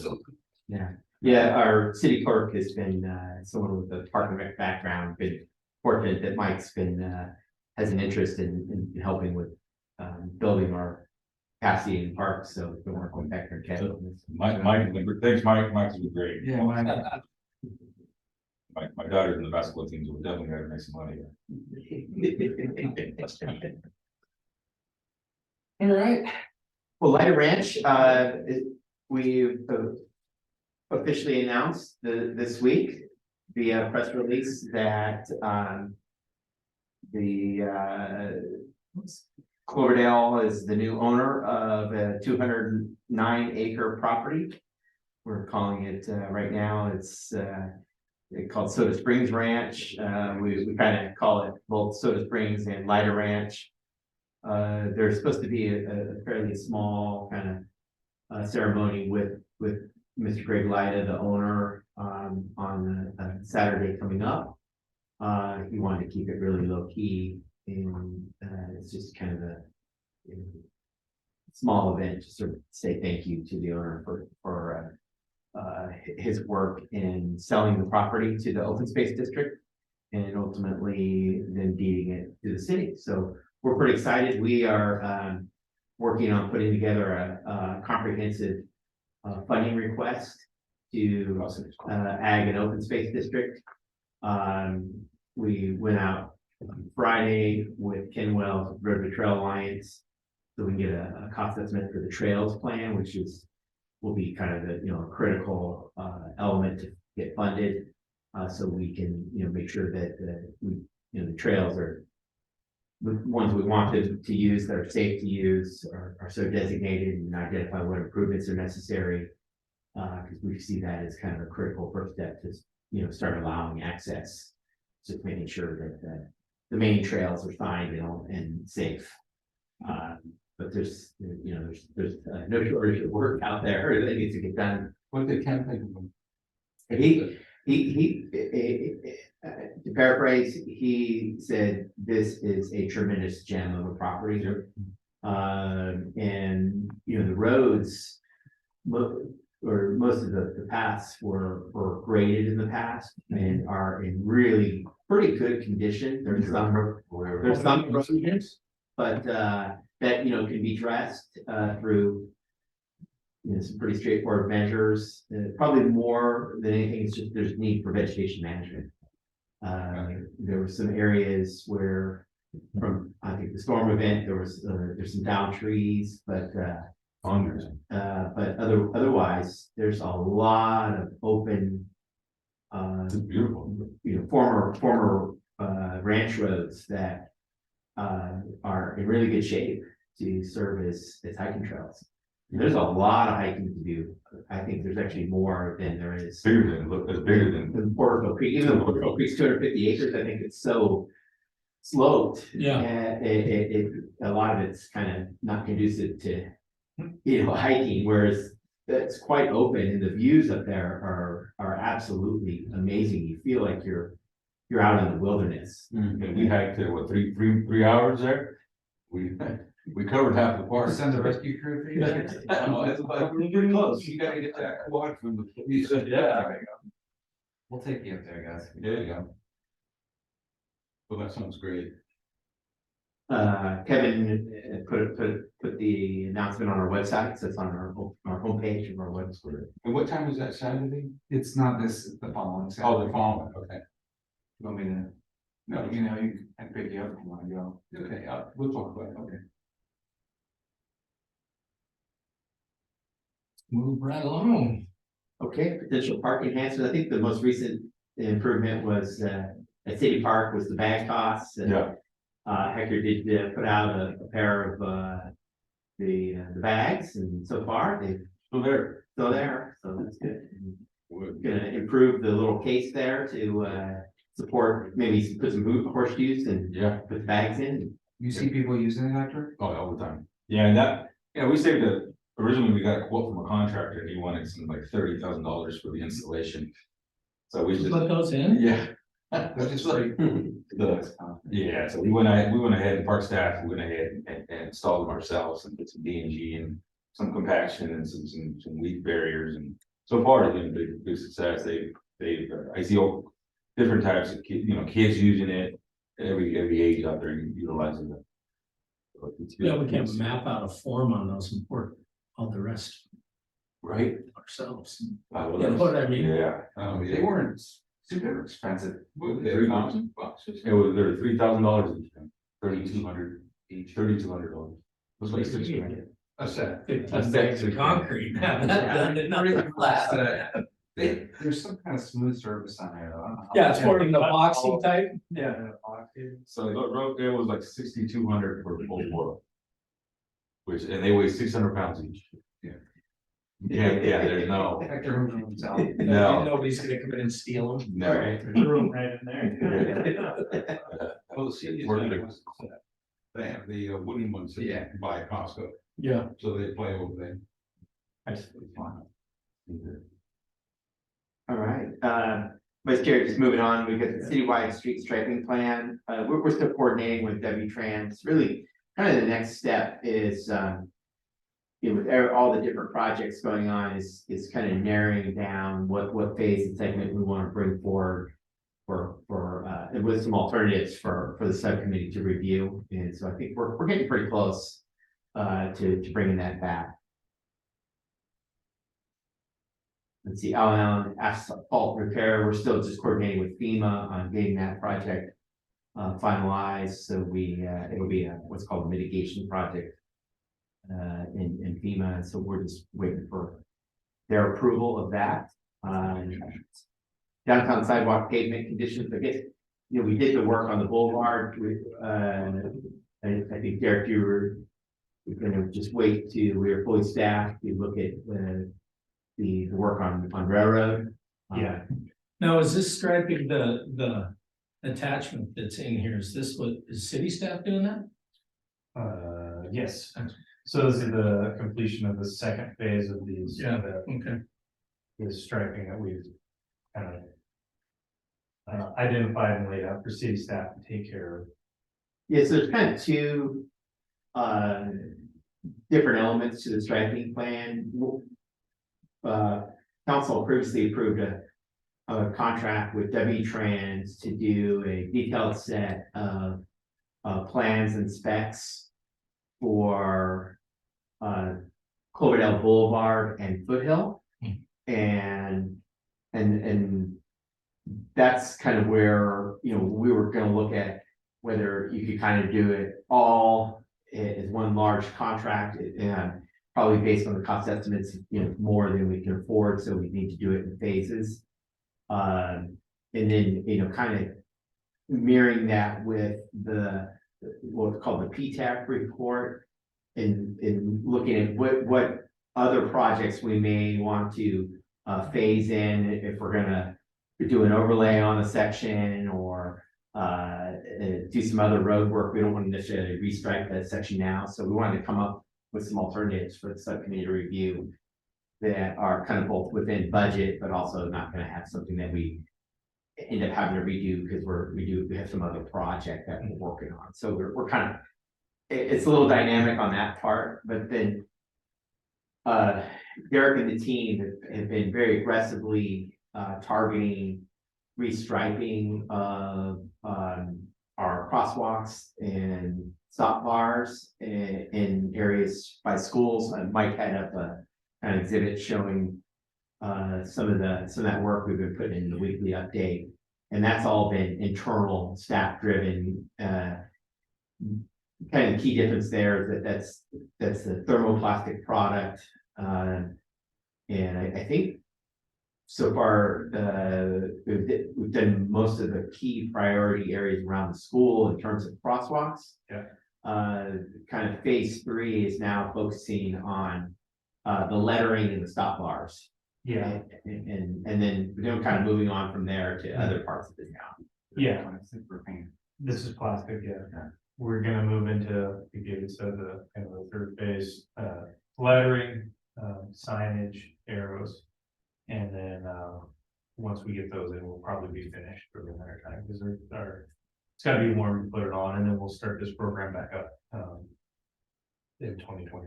Well, I'm hoping we can, on Cloverdale Boulevard, on the west side, the parking hashes, they look like a T.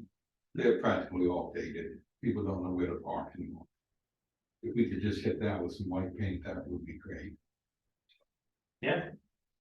So kind of, I noticed, I think, Vice Mayor, you're specifically referencing kind of the area on the west side of the board by Plank. Yeah, the lines are the brackets, because. The brackets. Where you park, you go. Yeah, in front of, right in front of the brackets. Yeah, they are pretty faded. Yeah, I can put that on the list. Those are easy. That'll go in with our, we have a couple units of the 3-inch white that kind of just aren't used for much except for that. And then Is that just paint, you slap on it? no, that'll be thermal. We can do those with thermal because we have lots of, we save kind of like Scraps. broken pieces or odd shaped pieces for these brackets. Just that Derek, I want to give you some kudos. I did get a voicemail from a lady that lives on Village Meadows. And she wanted to give you guys some kudos for the crosswalk there across from Village Meadows Oh, on Hillsbrook Avenue and Foothill. right. I have it on the notes here. That one's pretty faded. Yeah, Yeah. that one was almost gone. She says she uses the crosswalk to get across the wood park. Yeah, that's good. Yeah, I mean, that's why we're doing it. The community uses all these crosswalks, especially the safe routes to school was kind of our first. The first ones that got done, so. And we'll continue to get them, you know, everything redone. Yeah, our street team, I think, is doing a Oh, yeah. fantastic job of, there's so many to get Oh, done. You know, we really had a lot of deferred maintenance, but they've been really tackling and getting that work done. So good job to Derek and the team. And it looks so good around Jefferson. I mean, that just pops. Yeah. That's so important for kids and folks accessing our play areas. All right, well, moving down the list, First Street Crocker Bridge. Don't really have much updates. Hector, what are you seeing out there? You've been seeing anything? It looks like they're digging out, from what I saw yesterday, they're digging to pour some type of foundation. So the foundation, I know they were forming some forms already against the bank there. I know Johannes said, I talked to Johannes earlier yesterday, and he said he was gonna make an appearance today or come check it out. It looks like they're doing the foundation right now. Now, was the bridge closed? No, It's traffic, it's open. it's open. And the construction company, they've been really good about letting, still hikers go by. So our park, trail is currently open. They're good about that. Yeah, the county, I think, because they were so delayed in getting in the summer bridge, recognizing that they need to have, they're gonna close this bridge during portions of the work, so they need to have that open for emergency access. They got it in late, and so they ended up pushing the completion date for the pedestrian bridge till next year. They're hoping to have it done before the end of the year, but it sounds like that's gonna go over to next year. Let's see, citywide drought. We kind of talked a little bit about SCADA upgrades. Also, the well 7, well 8 contract is in process, and I know West Yost was approved to do that work. And so that'll start shortly. And we've been making tremendous progress on the smart meter project. Derek and the team have been overseeing that. What are they up to? About 50 meters a day, maybe? I'm not sure what their daily is, but they're like 850 now. Total install as of Monday. I got the flyer. Oh, okay. Yeah, so I'm in the next 2 weeks. No, did you get your new meter yet? No. How about you guys? If I did, they're super good because they didn't kill the water. I'm not sure. Yeah, it's only supposed to be off for about, did you get a door hanger? Yeah, Because a door hanger means that you got it. actually, I got the thing in the mailbox. Oh, I didn't get a door hanger. I Door got hanger, the. that means you got a meter replaced. I haven't got a door hanger. Yeah, they're expanding their crew. They went from 2, I think they have 5 installers now. And so they're really starting to snowball and just, exponentially start putting more and more meters in. I think they've got their install procedure pretty well squared away now. And, if anyone has any questions, we got some public works. What do we do with the old ones? Ooh, that's a good question. Where are we moving? We're separating the meter itself from the valve, from the meter body, and then setting them aside for recycling. I use non-calibrated meters. Yeah. But maybe some sort of square country. Oh, good. Yeah, Derek's been, has weekly meetings with the team, that's overseeing doing the project. And there's a lot of management, time spent on doing this, in addressing, when you have 3,300 plus meters to replace, there's some that come with issues that require staff to respond to broken lines and other things. Yeah, and a lot of public interfacing. We do a lot of site visits, a lot of, a lot of phone calls, things like that, so. And we're doing pretty good at returning calls and doing site visits. We pretty much have a 24-hour turnaround on those. Yeah. And from the grant administration side of it, we just submitted our quarterly report number 4 and invoice number 4. And so the state has been, providing some reimbursement. This last invoice was the beefy one. Anyways, but that's moving along very well. What's a beefy one? Boy, I want to say, I think we were talking a little bit down from about $1 million, but at this point, we're touching all 3 projects now. For a while, it was just the AMI meters because that was moving forward, but at this point, we're really kind of getting into all 3 projects a little bit. Good, good. Did it make it hard to get the reimbursement, or is it just a straightforward? Well, it's just, we know what the grant requirements are ahead of time, and so it's just a matter of getting them to their deliverables. Checking all the boxes and jumping through all the hoops, but it's all good. Yeah, and they want a lot of paperwork. They do. And documentation. A lot of detail. So I'm really thankful for the team at West Yokes that's been doing the grant admin, because I see all the emails. And they dot their i's and cross their t's more than once. All right, that's right. And they got some kudos from the state with an appreciation for being so organized. And so that was good.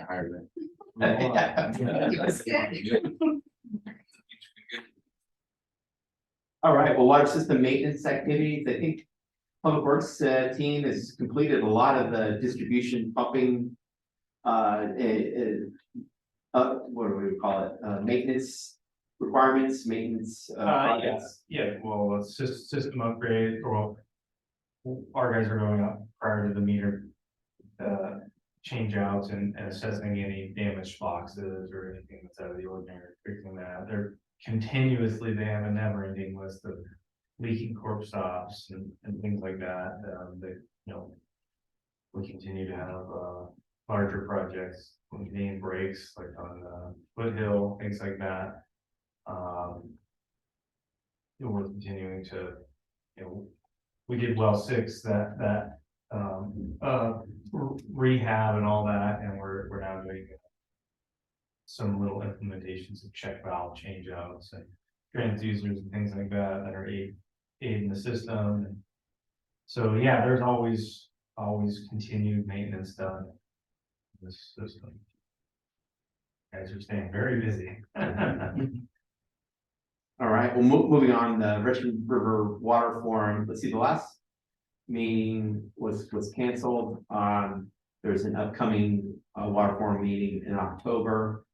And that's the planning process, the public kind of engagement process that Cinema Water was received grant funding to do this process, but they also announced that they are negotiating directly, Cinema Water is, with PG&E, along with their partner, the Mendocino Power and Water, Inland Power and Water Company, to negotiate taking over the Potter Valley project. That kind of came as a surprise to a lot of the interest in the water forum. But I think it was a reflection that the clock is ticking, and the relicensing, well, it's not about relicensing because they're basically, PG&E is ready to abandon the project. So there needs to be somebody to kind of stand in be willing to take that over. So that's kind of, we're continuing to monitor and see where this goes.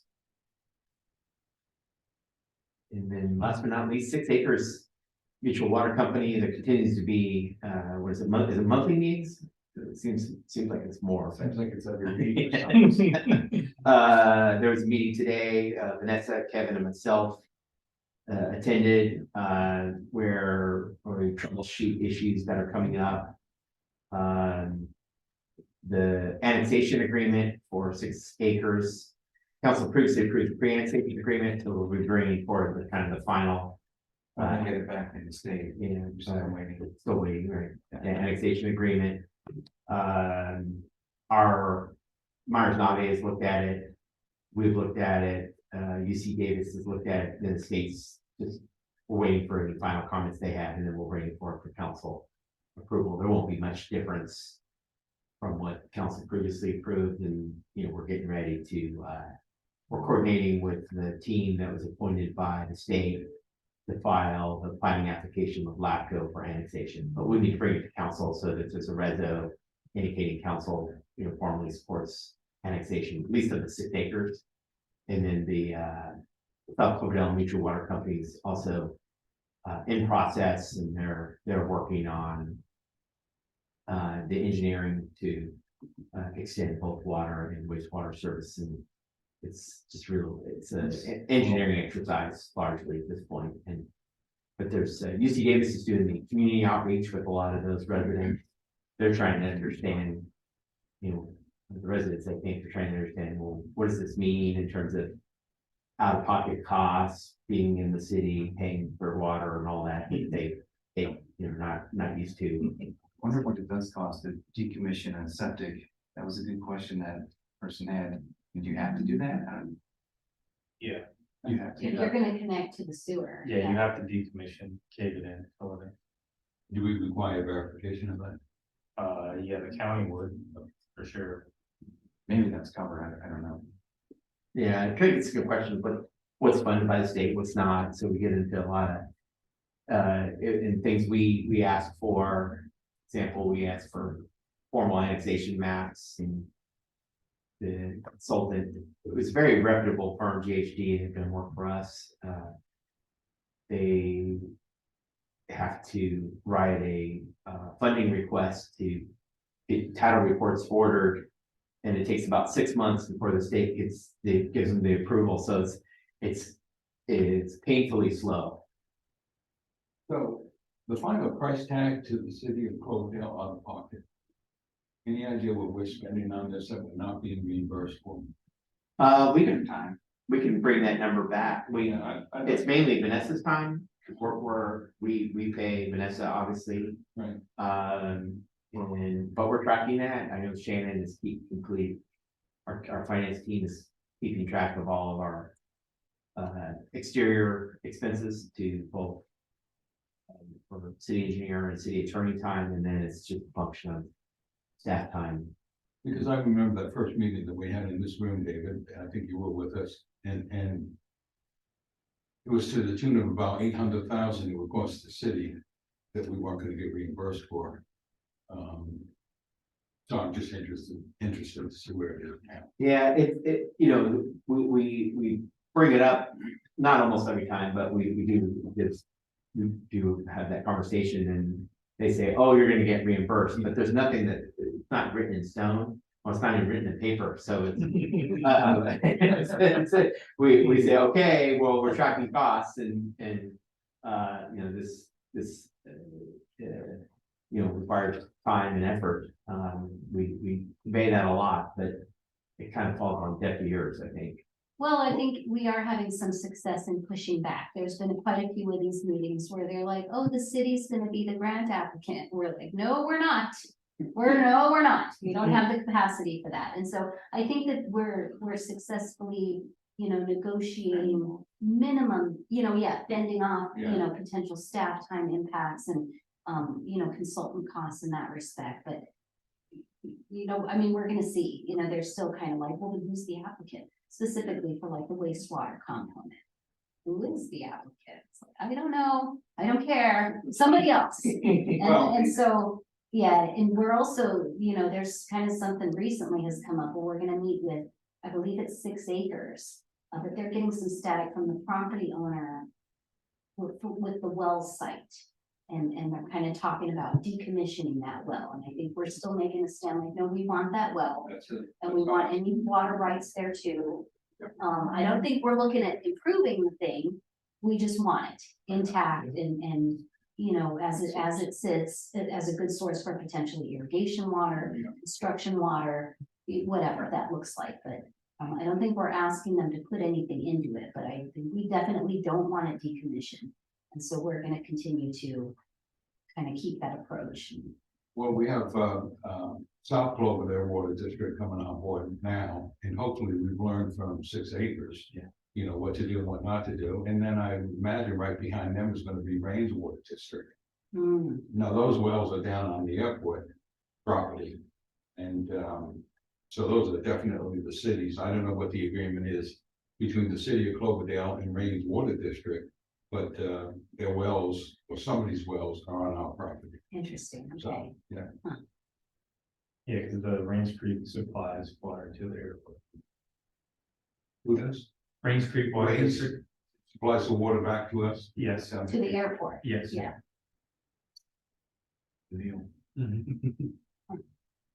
Because so far, it's been staff time. Well, it just put my nose out of joint when they've done nothing with that district for 25 years. All of a sudden, it's in disrepair, it's a dangerous situation. Oh, here, Cloverdale, you have to take them in. Basically, And it's like, what are you doing? They If are- we didn't do something for 25 years, we have to pay for it. They're moving forward with some emergency repairs. And they're getting funding for it, and so, but they are actively making. Modifications and doing some of that deferred maintenance now, which is interesting, but. Too little, too late. All right, well, that concludes standing items Yeah. and future agenda items. These are just holding places. Operator training and Vice Chair, you just tell us if you want us to bring that forward and. we can- I mean, that's gonna be bigger than, Okay.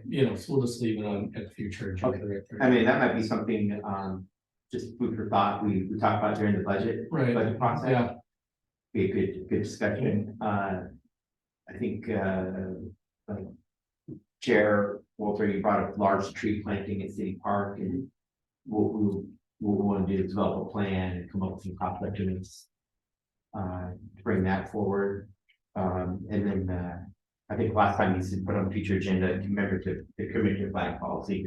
And just wanted to, if there's any feedback you want to share with us on what you'd like us to look at, there's, the whole policy the council adopted, but there's. Yeah, I think you and I had some offline conversations, but what you were kind of interested in. Well, basically, it's, the mayor feels, and I think other council members feel as well, that the American flagpole should be strictly the American flag and the state flag. If we want to do commemorative flags, there should be a separate pole. Apparently, Rotary is not going to go through with the one that they wanted on the plaza for multiple reasons. So I'm thinking again, right on the other side, outside of your window, on the other side where the planner is, just dropping a flagpole right there and use that one strictly for commemorative.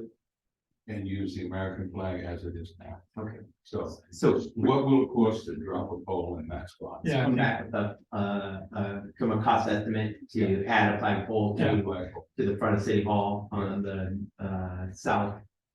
And the West corner.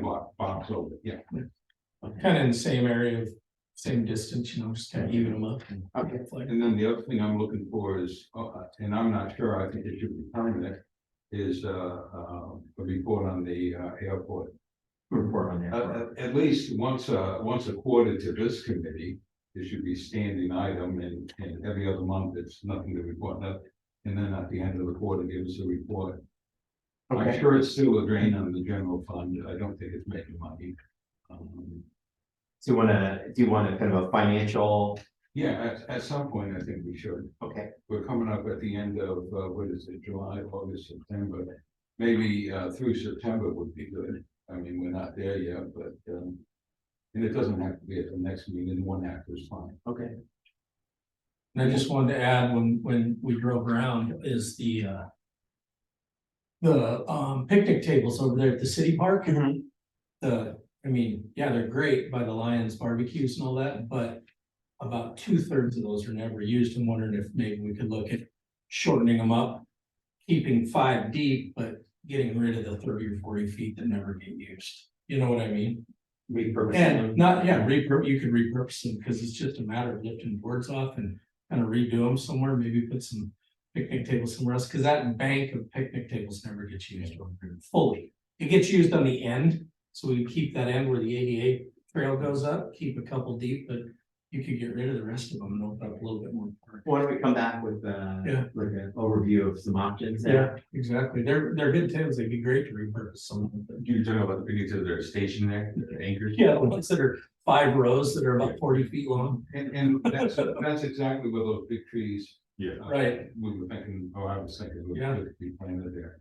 And then I just have one more thing, David, and I know this doesn't go to this committee, but I just, I say I read it, but the computer read it to me, about, Santa Rosa coming up with a, down payment plan for their essential workers.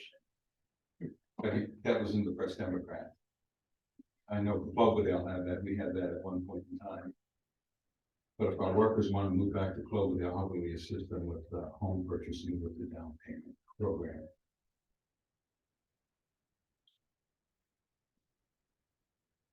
And seeing how they just, we used to have a program, and I don't think.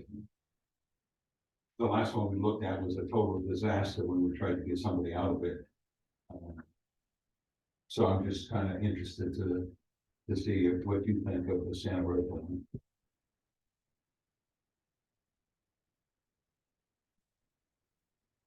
Kind of a review of the Santa Rosa program. Yeah, it's a silent second. And we had a silent second, but I was, when it was time to pay us back, we shared in the profits, in the equity. Yeah.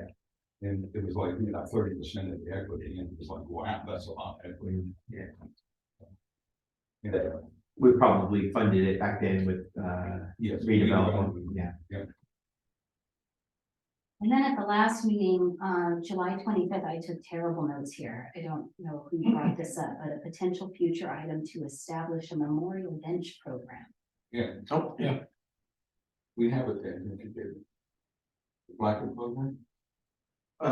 You know what, it's not on the agenda, but we Yeah, do need to bring forward a program. Future agenda. Yeah. I think you had it under, yeah.